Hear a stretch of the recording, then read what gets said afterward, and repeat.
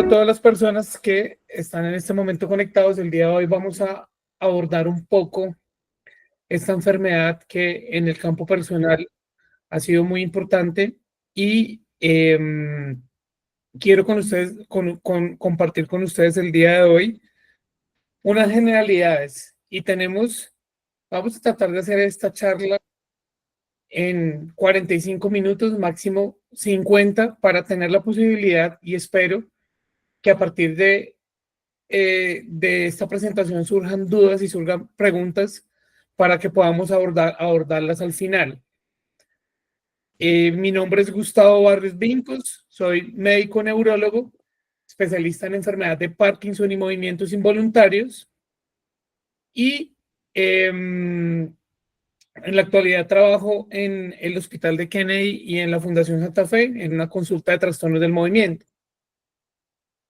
Para esta charla, como pueden ver, he tenido patrocinios para ir a congresos, he dado conferencias con honorarios, he hecho parte de panel de expertos y he hecho consultorías, básicamente con todos los laboratorios que tienen algún producto de trastornos del movimiento.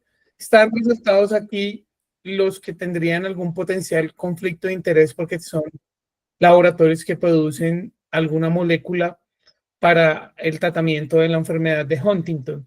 De hecho, estamos en este momento, el webinar de hoy fue posible gracias al patrocinio de Axon Pharma, quien nos facilitó estas diapositivas para que ustedes vean que, pues, a pesar de que ellos amablemente están patrocinándonos en esta actividad académica, su principal objetivo es que todos recibamos una información pertinente y lo menos sesgada posible. ¿Qué vamos a abordar el día de hoy? Vamos a hablar un poco de introducción, historia, la etiología de la enfermedad de Huntington, la historia natural e hitos de la enfermedad, algunos aspectos de epidemiología. Después abordaremos los síntomas motores, síntomas cognitivos, neuropsiquiátricos, el diagnóstico diferencial, tratamientos y los mensajes para llevar a casa. Entonces, se darán cuenta que como en el Parkinson o con cualquier otro tipo de enfermedad, cada uno de estos aspectos podría llevarnos a una charla individual, por lo que trataré de sintetizarlo. Sabemos que más adelante me voy a referir de manera muy importante a este artículo con el que empiezo, sobre la clasificación biológica de la enfermedad de Huntington.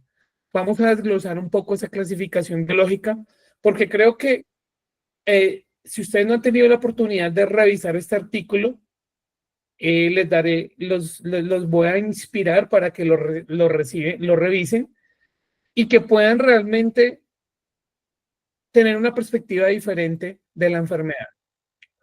No solamente una perspectiva clínica y genética, sino otros aspectos biológicos que nos van a permitir entender la definición de esta enfermedad.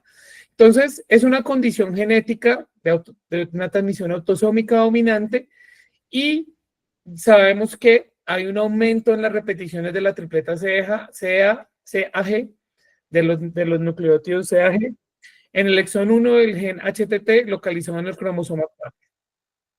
Esa es la definición actual de la enfermedad de Huntington. El diagnóstico clínico se basa en signos establecidos de compromiso motor, cognitivo, comportamentales. Pero definitivamente tenemos que progresar, y esto es la progresión que debemos llevar hacia todas las enfermedades, de hacer una definición biológica. Y por eso empecé con esto y con este artículo para traerlo a colación más adelante. Un poco de historia. Esta pintura está en el Museo Nacional de Varsovia, en Polonia. No se sabe quién la hizo. Es una pintura de 1450. Es una pintura de un óleo sobre tabla. Y vemos aquí a San Vito. San Vito es un personaje muy importante en la historia de la enfermedad de Huntington porque es el patrón de la corea. Y como siempre las personas han ligado la corea de la enfermedad de Huntington, de manera indirecta se convirtió en el patrón de la enfermedad de Huntington. Pero quiero desde ya, y esto lo voy a seguir, lo voy a seguir reiterando y se lo voy a seguir repitiendo durante todo lo que nos queda del resto de la charla, debemos borrarnos esta definición reduccionista de Corea de Huntington. Tenemos que entender que no estamos hablando de una enfermedad donde solamente vamos a ver un movimiento normal que es la Corea. En la actualidad, cuando una persona dice Corea de Huntington, realmente está desconociendo todos los cambios que existen alrededor de la enfermedad. Entonces, este santo era relacionado más a la Corea y aparentemente aquí lo están, uno de sus milagros fue que lo metieron aquí vivo en esta olla y quedó vivo después de esto y fue su primer milagro, por eso lo canonizaron. Y por algún motivo se dice que los movimientos que él hacía cuando lo estaban quemando hizo que posteriormente se convirtiera en el patrón de los bailarines. Y la palabra en latín para definirse a danza o baile es coreia, es la palabra que se utiliza. Solamente hasta más o menos el siglo XVI, aproximadamente en 1540, Paracelso fue el que empezó a utilizar la palabra Corea en el entorno médico, porque hasta ese momento simplemente la Corea era un baile, no tenía nada que ver con medicina. Y precisamente en la Edad Media, acá vemos una ilustración de la manía del baile, la procesión de los poseídos de la iglesia de Molenbeek, de Peter Bruegel el Viejo, un autor flamenco. Esto fue uno de los últimos dibujos que hizo. De hecho, este fue el año de su muerte y fue uno de los últimos bocetos que hizo. Él realmente no alcanzó a pintar no alcanzó a hacer este cuadro, solamente hizo el boceto. Su hijo, posteriormente, Peter Bruegel el Joven, 1592, unos años después, fue el que realmente logró materializar esta pintura de su padre, este carboncillo de su padre.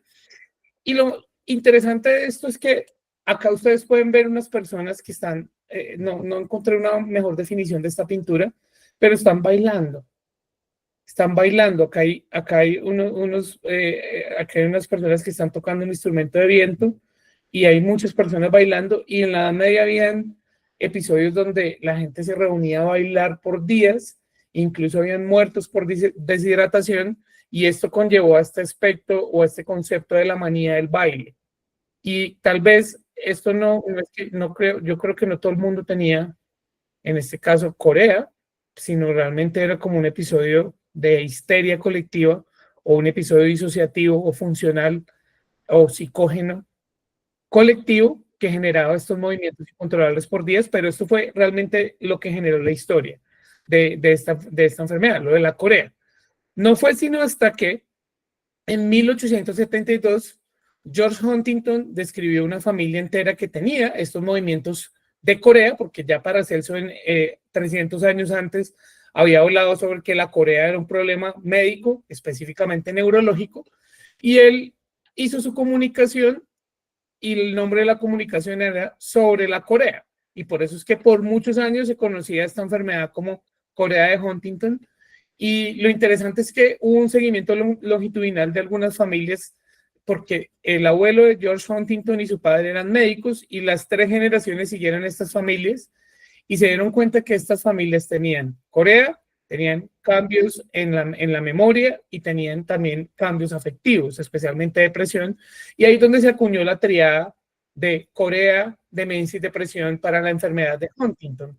Sin embargo, tiempo después, la persona que realmente empezó a referirse o acuñó el término de Corea de Huntington fue William Osler, como unos años después de esta publicación de George Huntington. Sin embargo, creo que esta publicación no se conoce tanto, pero en 1961 se llamó la atención en este artículo sobre la forma rígida de la enfermedad de Huntington. Ellos anotaron que las personas con enfermedad de Huntington no solamente hacían Corea, o incluso algunos no hacían Corea, y reportaron que algunos hacían rigidez. Y de aquí, de este punto, desde 1961 se empezó a a introducir el término de enfermedad de Huntington, pero pues claramente el de Corea de Huntington tenía mucho más historia, es el que está en la mente de todos.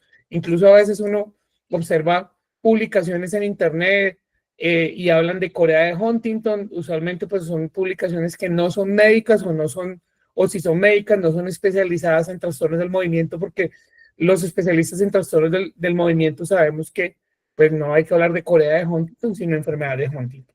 Ahora bien, hay dos personajes importantes en la historia de la enfermedad. Nancy Wessler, que con su equipo, fue un equipo bien importante, llegó a Venezuela y fue el equipo dirigido por sus investigaciones el que detectó o aisló el gen de la enfermedad en este artículo muy conocido de 1993, donde se describió por primera vez el gen de HTT.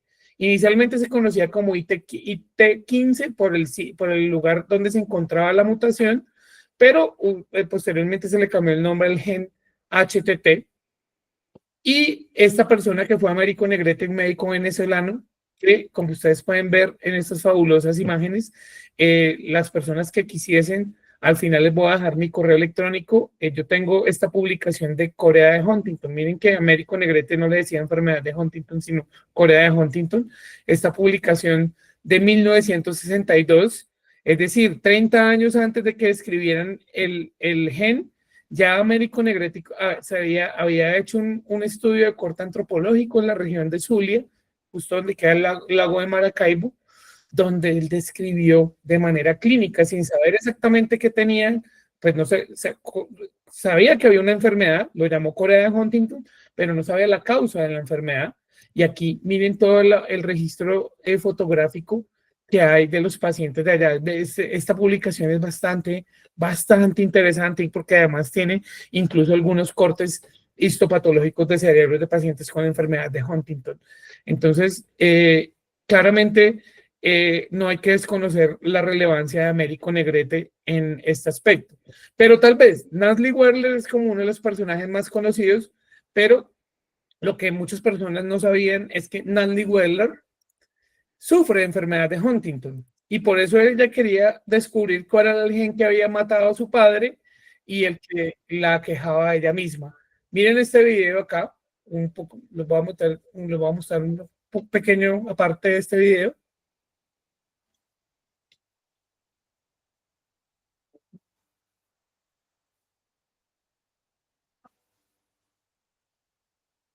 My family was suffering from a horrendous hereditary disease. So what drives me is the hope I can be effective and create an original and actually finding treatments for these diseases. Entonces, sabemos que la persona que estuvo involucrada en descubrir el gen sufre de la enfermedad. Entonces, miren que esto no solamente es una cuestión, por eso les dije que muchas de las personas que hemos estado involucrados en la enfermedad de Huntington, de alguna manera tenemos algún tipo de vínculo que va más allá de la enfermedad. Y claramente ella tenía un vínculo que va más allá de la enfermedad con con su familia, con esta condición. Bueno, muy bien. Ya dejando un poco aparte de esta historia, vamos a hablar de la etiología. Habíamos dicho, una enfermedad neurodegenerativa hereditaria. Se basa en síntomas motores, cognitivos, afectivos y comportamentales. Entonces, miren que acá, cuando hablamos de motor, salimos del reduccionismo de la Corea para incluir otras fenomenología motora y sabemos que hay una mutación en el gen HTT ubicado en el cromosoma 4 y ya vamos a hablar un poco lo de las repeticiones. Hay un artículo interesante sobre enfermedad de Huntington en Practical Neurology, también como les dije al final, voy a dejar mi correo y si quieren que les envíe los artículos se los puedo enviar, donde hablan de que esta repetición de CAG codifica un aminoácido que es la glutamina. Y sabemos que el gen HTT produce una proteína que se llama huntingtina y todos nosotros tenemos huntingtina. El problema es que esta repetición de CAG, cuando se encuentran mayor de 40, mayor o igual de 40 o más, mayor o igual a 40, va a darnos la enfermedad de Huntington, porque eso va a producir una huntingtina con una cantidad de residuos de glutamina. O sea, es una huntingtina con poliglutaminas, que es lo que va a iniciar el proceso patológico. Y hasta aquí podemos decir, bueno, si una persona tiene 26 repeticiones, pues no le va a dar la enfermedad. Entre 27 y 35 tiene una penetrancia, una penetrancia, o más bien unas secuencias inestables o intermedias. De 36 a 39 una penetrancia reducida o incompleta, y más de 40 una penetrancia completa. Pero yo quiero, ahorita voy a retomar un poco lo de las repeticiones para hablar de qué impacto tienen estas repeticiones en la historia natural de la enfermedad. Porque miren que en este artículo de Nature Review Disease Primers podemos ver los hitos de la enfermedad, en donde se hablaba de que la enfermedad empezaba cuando se hacía el diagnóstico motor y que había una etapa de la enfermedad premanifiesta y otra manifiesta. Pero yo no quiero que, solamente esto se los quiero mostrar a modo de lo que se entendía de esta enfermedad. Pero quiero que ustedes entiendan que en cuanto a esta historia natural de la enfermedad, en el año 2002 se generó esta clasificación, que es el Sistema de Estadificación Integrado en la Enfermedad de Huntington, HDISS, o Huntington Disease Integrated Staging System, que es, digamos que, la manera más integral de entender la enfermedad, porque ya no vamos a considerar la enfermedad, como les había mostrado aquí, de manifiesta, premanifiesta, presintomática, prodrómica. Bueno, esto a veces era un poco complejo de entender y no había una correlación biológica y fisiopatológica de estas fases. Y por eso es que surgió este sistema de estadificación, en donde tenemos que, habíamos hablado de los alelos intermedios de 27 a 35, donde las personas con estas repeticiones no les va a dar la enfermedad, pero tienen una posibilidad de que su descendencia la tenga, estos alelos intermedios o inestables. Mientras que cuando tenemos de 36 a 39 repeticiones de la tripleta, es una penetrancia reducida, hay un riesgo mayor de desarrollar la enfermedad, pero puede que una persona tenga estas repeticiones y no le dé. Más o menos se dice que entre el 50 al 70% de las personas que se encuentran con este número de repeticiones pueden llegar a desarrollar la enfermedad, pero puede que no. Entonces hay una posibilidad de que no le den la enfermedad, mientras que sabemos que si tiene 40 repeticiones a 55, 100% de posibilidad de tener la enfermedad. Es decir, no hay reporte de algún caso de alguna persona que tenga más de 40 repeticiones que no le haya dado la enfermedad en algún momento. Entonces, 100% le va a dar la enfermedad. Y si tiene más de 56 repeticiones, miren que la enfermedad va a empezar más temprano y va a ser más severa. Estas son las repeticiones que se ven en la enfermedad de Huntington juvenil, también conocida como variante Westphal. Entonces, sabemos que cuando tomamos en cuenta este sistema integrado, miren cómo están estas variables que tal vez ahorita las vamos a entender un poco más, porque quiero que ustedes entiendan que la enfermedad de Huntington empieza desde que la persona nace. Y la enfermedad de Huntington, esta clasificación está dirigida a las personas que tienen más de 40 repeticiones, en donde tenemos la certeza en un 100% que le va a dar la enfermedad. Esta clasificación no incluye las secuencias con penetrancia reducida de 35 a 39, porque no hay certeza absoluta de que la persona le va a dar la enfermedad, ni estas secuencias, o más bien estos alelos intermedios o inestables, que sabemos que no les va a dar la enfermedad, pero sí les puede dar a su descendencia, sino en esta clasificación se toman los que ya tienen 40 repeticiones que sabemos que tienen la enfermedad de Huntington. Entonces, la enfermedad de Huntington empieza desde que la persona nace, desde el mismo momento de la fecundación y que se tiene el gen HTT con más de 40 repeticiones, y esta es el estadio 0 de la enfermedad, cuando se nace. El estadio 1 es cuando se puede detectar algún biomarcador. ¿Y cuáles son los dos biomarcadores relevantes para la enfermedad de Huntington? Pues el volumen del putamen y el volumen del núcleo caudado. Estas medidas volumétricas se hacen con un software de resonancia magnética para que sean específicas. Y sabemos entonces que una persona, pues, si tiene la mutación y nace, ya está en el estadio 0 de la enfermedad de Huntington. El estadio 1 es que ya se puede detectar alguna disminución del volumen del putamen o del núcleo caudado. Y ya en el estadio 2 es cuando vemos que hay una manifestación motora o una manifestación cognitiva, una alteración en la prueba específicamente de dígito símbolo. Y finalmente, ya cuando hay un impacto funcional, es el estadio 3. Entonces, miren que ya con esto se simplificó un poco la clasificación y se tomó en cuenta también un biomarcador específicamente imagenológico. Entonces, ¿qué es lo que vemos acá? Acá vemos una resonancia donde normal y una persona con enfermedad de Huntington, donde claramente ustedes ven, no solamente hay una atrofia cortical, porque miren cómo los surcos se ven bastante marcados en todo el cerebro, sino también hay una disminución del volumen del núcleo caudado. Y aquí si le hacemos la volumetría del núcleo caudado, claramente y seguramente va a estar alterada porque acá se evidencia.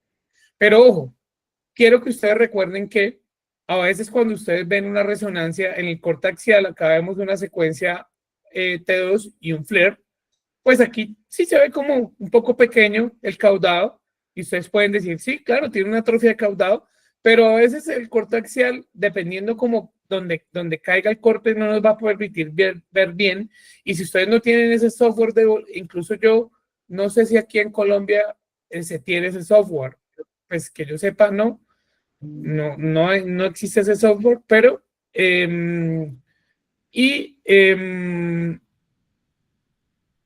la manera más pertinente que podemos detectar esa atrofia del caudado sin necesidad, pues, de una volumetría, aunque para ese estadio 1 necesitamos la volumetría para hacer que sea algo cuantitativo y objetivo.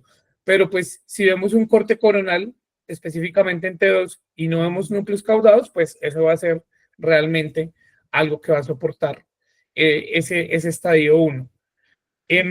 Ahora bien, en cuanto, retomando un poco lo de la clasificación que estábamos observando acá, miren que en el estadio 0, bueno, nacimiento, estadio 1, la volumetría del putamen y del caudado. En el estadio 2 ya es clínico. Entonces, el puntaje motor total, ¿de dónde viene? El puntaje motor total, disculpen, viene de esta escala, que es la escala unificada para la evaluación de enfermedad de Huntington, la UHDRS. Y cuando vemos la UHDRS, el puntaje motor total, que puede ser hasta 124, deriva de todos estos aspectos motores, donde si ustedes pueden ver un punto de Corea en la cara, en la boca, en el tronco y en las 4 extremidades, o sea, serían 1, 2, 3, 5 aspectos que se evalúan de la Corea, pero si ustedes pueden ver, aquí se evalúan muchas otras cosas motoras, marcha en tándem, bradiquinesia, rigidez, distonía, protusión lingual, disartria. Entonces, realmente tenemos que ya ir sacando esa definición o esa denominación de Corea de Huntington, esa enfermedad de Huntington, porque una persona puede tener un componente, se dice, yo les dije que si uno suma todo esto hasta 4 da 124 en total. Pero, ojo, si una persona tiene 15 puntos en total de este puntaje motor total, ya estamos hablando de que está en el estadio 2, es decir, ya tiene un compromiso clínico evidente, y incluye, pues miren, también varios aspectos de los movimientos oculares que también son muy importantes. Y sabemos que los movimientos oculares se integran mucho en el núcleo caudado y por eso es que miren que esa atrofia y esa volumetría tienen mucha relación con la parte clínica. En cuanto a esta escala de UHRS que les estaba mostrando acá, pues también tiene esta parte de la valoración cognitiva, que tiene todas estas pruebas que se hacen dentro de la escala de UHDRS, pero la que tiene el principal valor y más sensibilidad para detectar una alteración cognitiva es la prueba de dígito símbolo. Entonces, si hay una alteración de dígito símbolo o 15 puntos en la parte motora en el puntaje motor total, ya podemos decir que una persona está en estadio 2. Y finalmente, recordando un poco lo de los estadios, miren que está cuando el estadio funcional toma en cuenta la capacidad funcional total y la escala de independencia. Entonces, miren acá que en la escala de independencia, entre más alta, si tiene 100, no tiene ningún tipo de necesidad. Y acá también en la capacidad funcional total se toma en cuenta los quehaceres domésticos, actividades de la vida diaria, el nivel de cuidado, el manejo de finanzas y el trabajo que pueda realizar. Entonces, vemos que estas son dos medidas de funcionalidad en la enfermedad de Huntington que también son de la escala de UHRS, que nos van a hablar cuando hay alguna alteración aquí en esta escala, alguna alteración, podemos saber que ya está en un estadio 3, que puede ser leve cuando la persona es totalmente independiente, pero tiene algo de compromiso en alguna de estas dos escalas, moderado cuando requiere ayuda y severo cuando no puede hacer nada por sí mismo. Entonces, esta es como tal, esta valoración del sistema, esto realmente es lo nuevo en enfermedad de Huntington, este sistema de estadificación y cómo podemos nosotros tomar en cuenta estos hitos. Había una imagen que me encantaba y que quiero compartir con ustedes sobre, es una gráfica previa de 2015 donde nos habla de la salud física, la salud psicológica, nivel de independencia, relaciones sociales, entorno y el bienestar espiritual o religioso. Y vemos que pues empezamos desde que se está el diagnóstico, que esto equivaldría más o menos a un estadio 2, cuando ya hay signos clínicos, no en el 1 donde solamente hay hallazgos imagenológicos, empieza a decaer absolutamente todo, ¿no? Pero miren que también se puede, cuando recibe la noticia la persona de que le diagnosticaron un familiar con la enfermedad, cuando se hace la prueba y de pronto si le sabe que tiene la enfermedad, cuando se da cuenta que tiene los síntomas y cuando finalmente se hace el diagnóstico, pues empiezan a alterar todas estas esferas del ser. Entonces, es interesante tener en cuenta este aspecto. Bien, ya hablamos un poco de los estadios de la enfermedad, qué ocurre, pero entonces ahora vamos a ver cuáles son los síntomas. Para empezar, sabemos que el aspecto motor inicialmente puede darse como una corea leve, también incluso se puede conocer como una impersistencia motora, que es una persona que no puede estar muy quieta por mucho tiempo. Ya después se puede ver como tal la corea evidente. El parkinsonismo en las etapas avanzadas o en la enfermedad de Huntington juvenil predomina sobre la corea. Entonces, no podemos decir corea de Huntington a alguien que tenga solo parkinsonismo. Enfermedad de Huntington. Puede también haber distonías, tics, mioclonías, inestabilidad postural y alteración de los movimientos acáicos. Acá vemos una corea generalizada que es evidente. Miren que hay un componente como un patrón de flexoextensión, pronosupinación. Y uno de los aspectos importantes que está mencionado en la enfermedad de Huntington es el componente orolingual, orobucolingual, que podemos ver bien acá.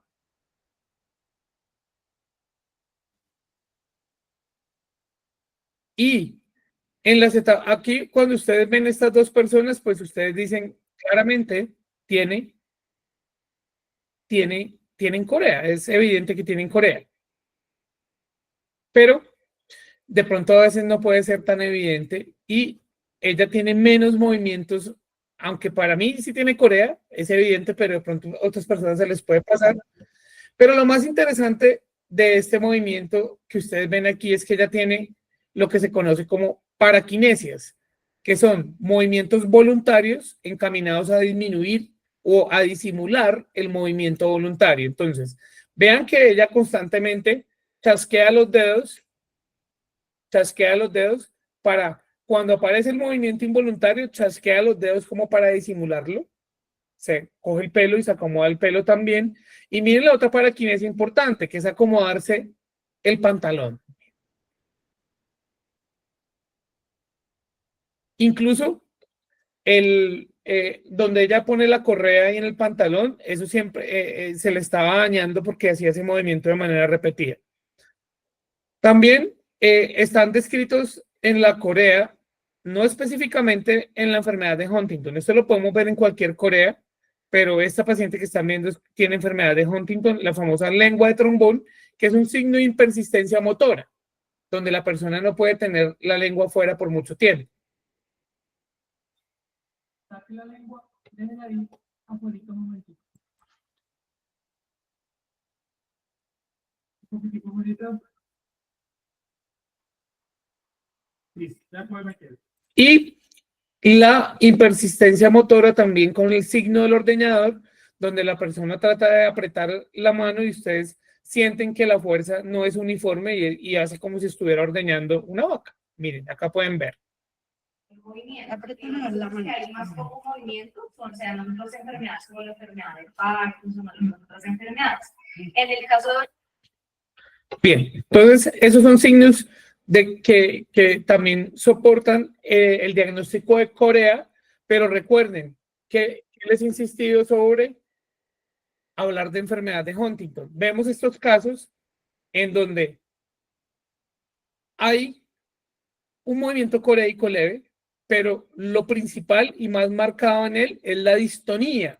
Miren la elevación del hombro tan severa que tiene, el patrón de laterocolis marcado, la hipertrofia de los músculos cervicales y la marcha realmente, esto es una distonía generalizada porque tiene componente de cuello y un componente troncular y de brazo marcado. Miren el tronco como está inclinado a un lado, también como parte del fenómeno distónico, y esto no es realmente en la Corea no es lo más importante. Y su primo hermano, que es el siguiente video, no tiene nada de Corea. Lo que ustedes pueden ver aquí es parkinsonismo, cero Corea. Entonces, no pueden hablar de Corea de Huntington, es enfermedad de Huntington porque estamos viendo que el fenotipo motor es mucho más amplio. Y finalmente vemos este caso de enfermedad de Huntington juvenil, donde básicamente ya estás espástico. Entonces, miren cómo es ese espectro motor. Es un espectro amplio. Es un espectro amplio que no solamente se basa en la Corea. Entonces, es crucial que ustedes tengan en cuenta eso. Y también, pues, si ustedes en alguna publicación en redes sociales pueden ver que hablan de síndrome de Huntington. Yo realmente ninguna publicación, pues, de las que he leído especializadas en trastornos del movimiento hablan de síndrome de Huntington. No sé de dónde mencionaron que esto es un síndrome. Creo que es una enfermedad porque tiene una causa específica y una mutación que la produce, como pudimos ver. Ahora bien, ya hablamos de estos síntomas motores, hablando un poco de los síntomas cognitivos, pues sabemos que hay enlentecimiento motor y es un buen predictor del avance de la enfermedad, sobre todo con el dígito símbolo, que fue lo que acabamos de mencionar.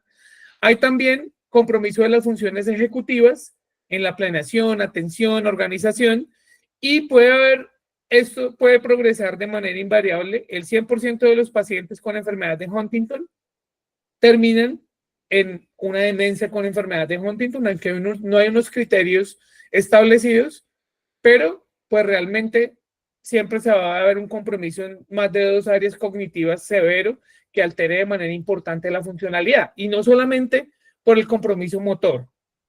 Bien, en cuanto a los síntomas neuropsiquiátricos, esta imagen me encanta muchísimo. Están todos los síntomas que pueden llegar a aparecer en la enfermedad de Huntington. Síntomas de depresión, suicidio, ideas o intentos suicidios o suicidios consumados, ansiedad, apatía, obsesiones, compulsiones, perseveración, irritabilidad, agresividad, alucinaciones y delirios. La prevalencia, el síntoma principal y más importante que se puede ver, aquí mire que vemos como la clasificación de los estadios de la enfermedad, y vemos que realmente lo que más hay, y el síntoma principal es la apatía, seguido de algunos comportamientos obsesivos compulsivos, irritabilidad, agresión, depresión, y miren que la psicosis como tal, que una persona tenga alucinaciones o delirios estructurados de persecución, no es frecuente en la enfermedad de Huntington. Entonces, recuerden eso.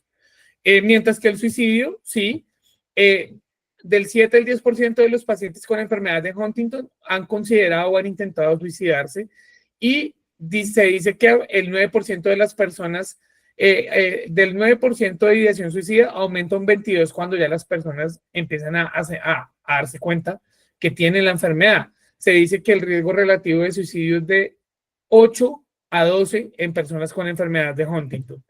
Bien, el diagnóstico diferencial, y eso sí voy a pasarlo muy rápido, se conoce también como las fenocopias de la enfermedad de Huntington o las coreas genéticas no Huntington.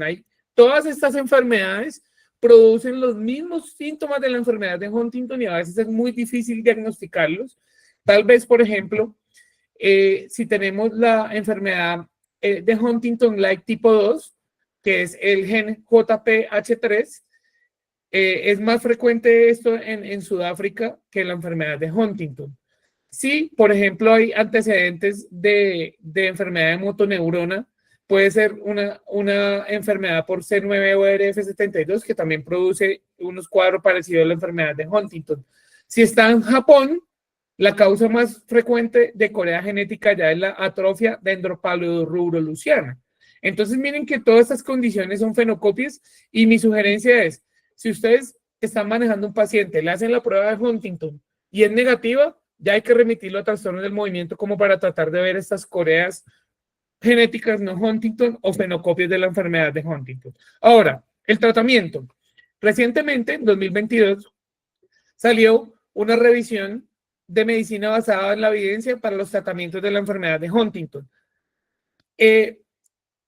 Muchos años antes salió esta, hace 10 años, sobre que se preguntaban si hay que hacer un punto de práctica clínica bueno versus medicina basada en la evidencia.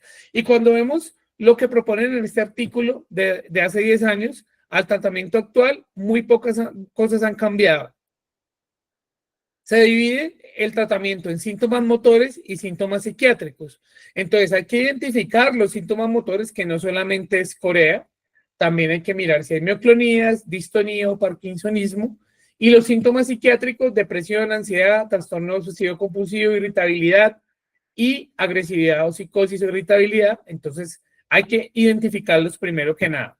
Y definitivamente tenemos nuevamente el caso de estos dos primos que les mostré previamente, donde uno tiene un poco de corea, pero un poco, en este caso, en un video más antiguo que les vi, el del que les mostré.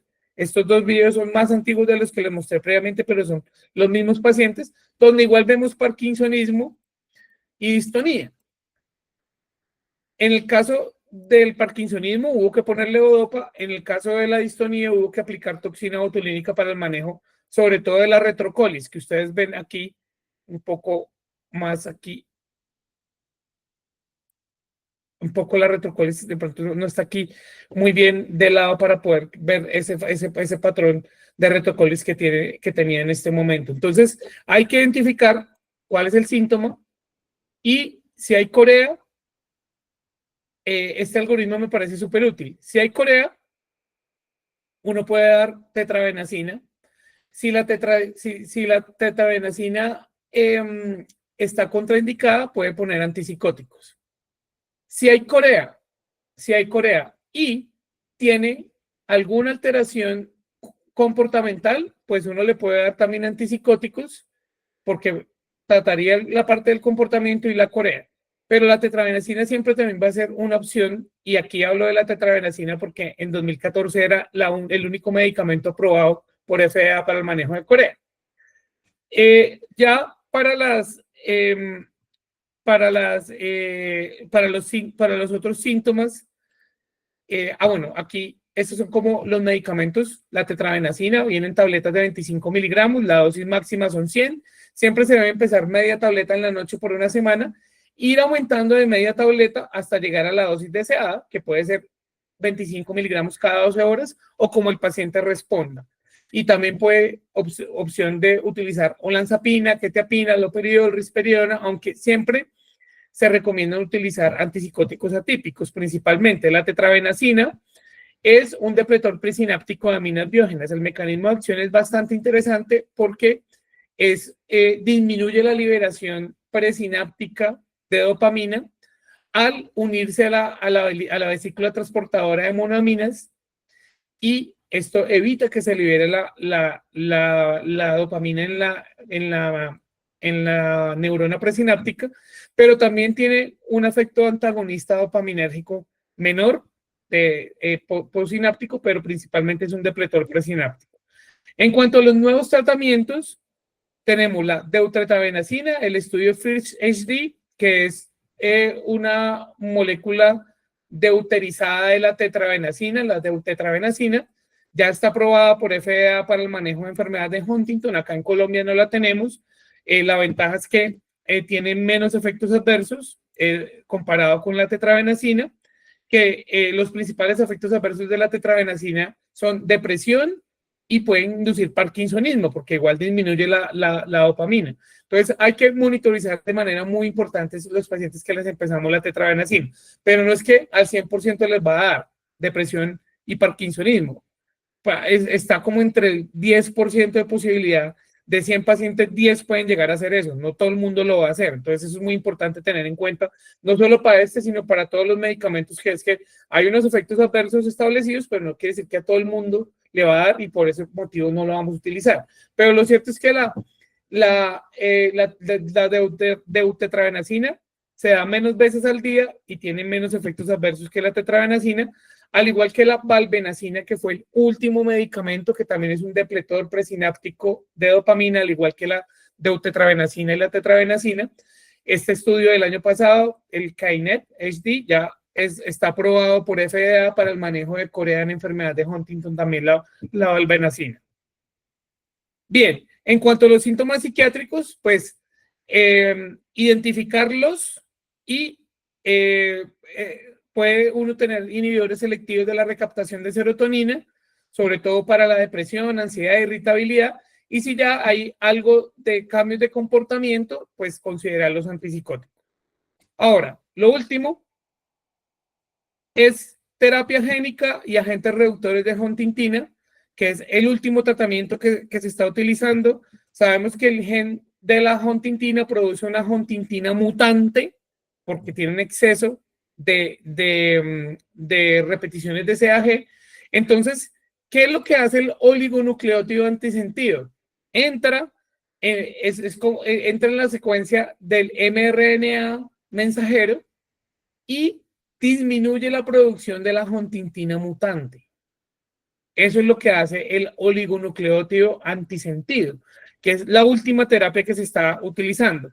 Esta terapia se conoce como tominersen, y aquí en el ensayo clínico que hicieron, pues demostró que definitivamente disminuía la huntingtina mutante a medida del líquido cefalorraquídeo, pero desde el punto de vista clínico, no, en las etapas más avanzadas de la enfermedad no mostró mejoría. Entonces, En este momento se está probando en las etapas 1 y 2, según las etapas que les mostré, para ver si puede haber alguna mejoría.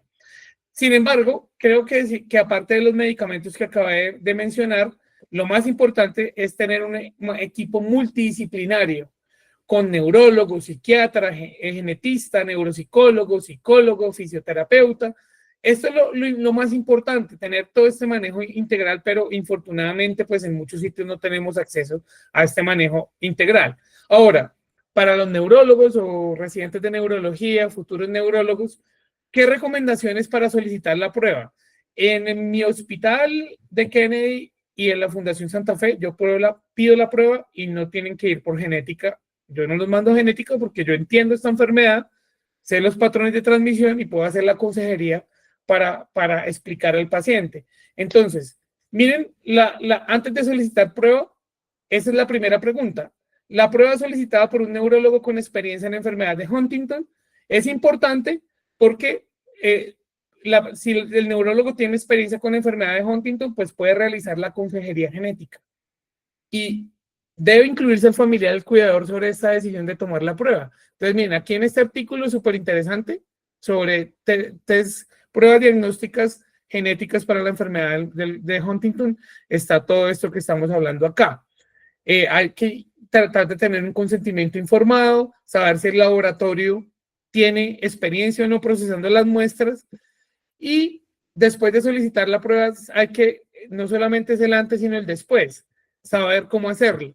Si ustedes quieren, cómo dar la noticia y qué plan tener al futuro. Si ustedes quieren pedirle, el CUPS que se utiliza es 908412, que es estudio molecular de enfermedades, y en observaciones tienen que escribir estudio de mutación de enfermedad de Huntington, determinación, expansión tripleta CAG, gen HTT, cromosoma 4. Tienen que ser así de específicos para que no la devuelvan, pero de pronto en sus lugares de trabajo puede que requiera que genética la pida, pero yo creo que si el neurólogo está en capacidad y tiene el tiempo para dar la asesoría genética, podría llegar a pedirla. Mensajes para llevar a casa. Es una enfermedad que produce gran discapacidad, es una enfermedad de la familia. El tratamiento actual es sintomático y siempre debe haber asesoría para el paciente y su familia. Recuerden que San Vito es el patrón de la Corea. Aquí vemos una estatua tallada en madera del Rijksmuseum en Ámsterdam. Y pues cuando yo vi esta estatua, no pude evitar tomarme una foto con San Vito hace algunos años, donde aún no tenía canas. Muy bien, muchas gracias por su atención y les dejo aquí mi contacto para que ustedes puedan llegar a si necesitan alguna referencia o algo así. Entonces quedamos abiertos para las preguntas.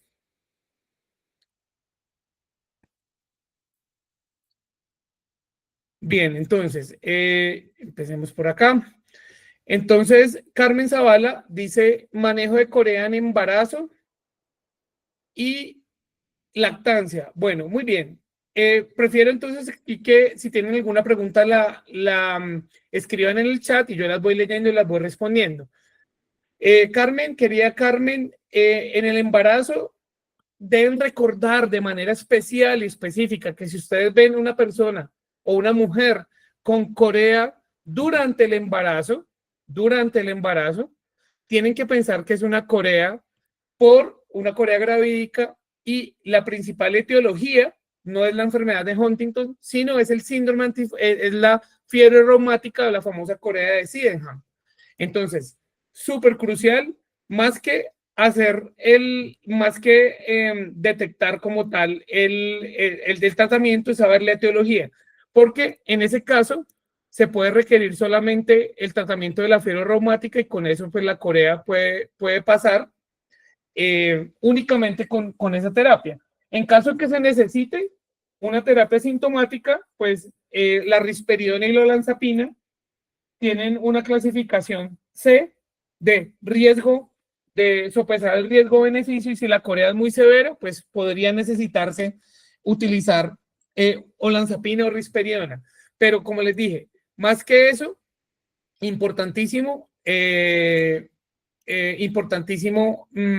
tener como tal presente este aspecto fundamental de la etiología de estos casos, la corea gravídica. Muy, muy importante tenerlo en cuenta.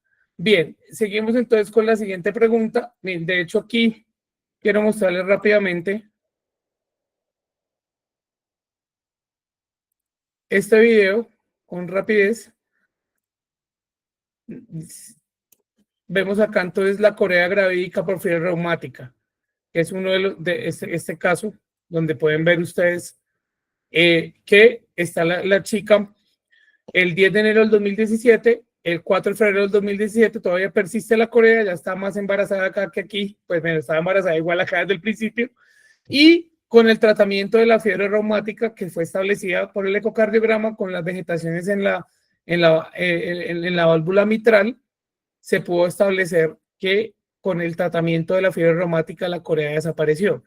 No requirió en este caso un tratamiento sintomático específico. Entonces aquí es muy importante establecer eso. Bueno, muy bien. Bien, Uliset Urano Mestra pregunta el tratamiento de la tormenta coreica. Pues, Uliset, realmente yo no estoy familiarizado con el término de tormenta coreica. Si se hace una analogía con la tormenta distónica o con el estatus distónico, es como un ataque severo de Corea que puede darse en el contexto de, usualmente las personas que tienen enfermedad de Huntington o cualquier otro tipo de Corea, si se les aumenta la Corea de un momento a otro, de manera severa, lo principal es determinar por qué. Y la mayor parte de las veces esto va a ocurrir por... la mayor parte de las veces esto va a ocurrir por una infección, por una alteración metabólica infecciosa, hay que corregirla. Y si no se puede, y si requiere como algún tratamiento sintomático, se pueden dar benzodiazepinas endovenosas como para sedar un poquitico el paciente y que disminuya el movimiento, pero usualmente, y lo principal es determinar la causa para corregir la causa de base, así como en la corea gravídica que estábamos hablando ahorita. Bueno, muy bien. La querida Gina Paola dice, en caso de tener varios familiares afectados, ¿les hacen la prueba genética a todos? Pues no, mira, querida Gina, en este caso, un saludo para ti. Es como un reto, porque el reto principal radica en que usualmente los síntomas se están haciendo, la prueba genética se están haciendo usualmente cuando hay síntomas, ¿no? No antes de los síntomas. Entonces, creo que principalmente se debe hacer la prueba a la persona que consulte y que tiene síntomas y explicar sobre la enfermedad, y solamente cuando la familia haya entendido qué es esta enfermedad y qué se puede y qué es lo que podemos hacer por ella, considerar las pruebas genéticas para el resto de los familiares. Pero de entrada no debería hacerse de entrada, sino hasta que no, la familia no comprende y se haya hecho una asesoría genética muy, muy específica y muy juiciosa. Eso pues es lo que yo usualmente hago, ¿no? Bien. Fabio, buenas noches, Fabio, ¿cómo está? Fabio nos dice que la terapia génica para Huntington, ¿a qué grupo de pacientes según la estratificación de la enfermedad se le puede ofrecer? En este momento no se le puede ofrecer a ningún grupo porque, como mencioné, no está comercialmente disponible la terapia génica. El tominersen, el oligonucleótido antisentido, del cual les mencioné y les mostré las diapositivas, está todavía ya para la etapa avanzada no sirve. En el estadio 3 ya no sirve cuando hay un componente funcional. Están tratándolo de probar en el estadio 1, el estadio 2, para ver si altera el curso natural de la enfermedad.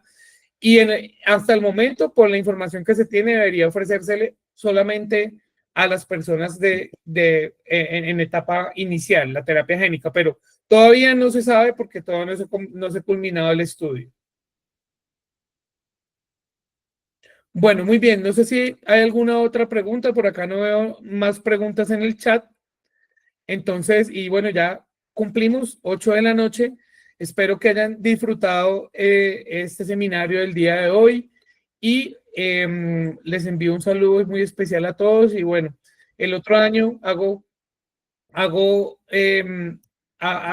la propaganda del Congreso Nacional de Trastornos del Movimiento, que va a ser en Santa Marta, donde tenemos varias conferencias bien interesantes para seguir hablando de estos temas. Entonces, les envío un saludo muy importante, muy especial. Buenas noches para todos. Hasta luego.